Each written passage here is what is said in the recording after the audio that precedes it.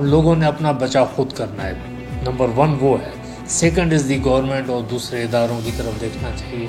आप इस पीरियड में लॉन्ग स्लीव शर्ट्स पहने, ट्राउज़र्स जो है वो बड़ी पहने, पजामे, शॉर्ट्स वगैरह का इस्तेमाल नहीं करें, खुला पानी ना छोड़ें अपने घरों में, घर के अंदर बचाव करें, एहतियाती तदाबीर लें।